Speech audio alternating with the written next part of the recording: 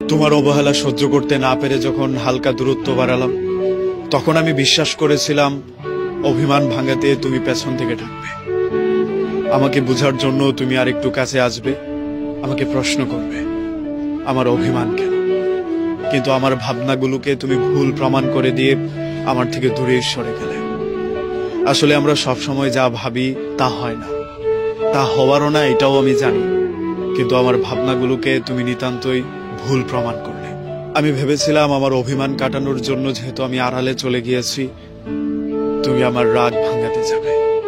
কিন্তু আমি এটা ভেবেই ভুল করেছি তুমি আমাকে পেছন থেকে ডাকবে। আসলে সবাই সেই কপাল নিয়ে জন্মায় না যে তার রাগ ভাঙানোর জন্য কেউ একজন পেছন থেকে ডাকবে, তাকে ভরসা দেওয়ার জন্য কাঁধে কেউ হাত রাখবে, তার নিঃসঙ্গ রাতকে কেউ সঙ্গ দেবে, তার বিরহগুলোকে কেউ ভাগাভাগি করে যন্ত্রণা কমিয়ে দেবে। একটা সত্যি কথা কি জানেন, যারা আপনাকে হারিয়ে কখনো আফসোস করে না, তারা আসলে কখনো আপনাকে ভালোই বাসেনি। তাই এইসব মানুষের জন্য কষ্ট না পেয়ে নিজেকে ঘুরে দাঁড়ানোর আরেকটা প্রস্তুতি নিন। তবে এটাও সত্য, সব কষ্ট কষ্ট না, সব দুঃখ দুঃখ না। কিছু কিছু দুঃখ মানুষকে শেষ করে দিলেও কিছু কিছু যন্ত্রণা মানুষকে নতুন ভাবে ঘুরে দাঁড়াতে সুযোগ করে দেয়। এই সুযোগটা আমাদের কাজে লাগাতে হবে।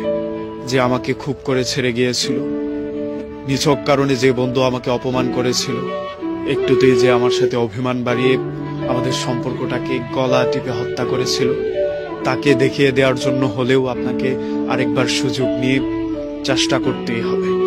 এই চেষ্টাটা আপনি আপনাকে প্রমাণ করার জন্য, এই চেষ্টাটা আপনি নিজেকে ঘুরে দাঁড় করানোর জন্য।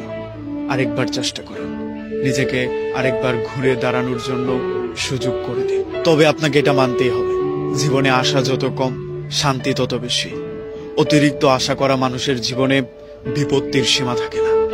তবে এটা ভাবলেও কষ্ট লাগবে আপনার, যে মানুষটার কাছে জীবনের সব ধরনের গল্প করা যায়,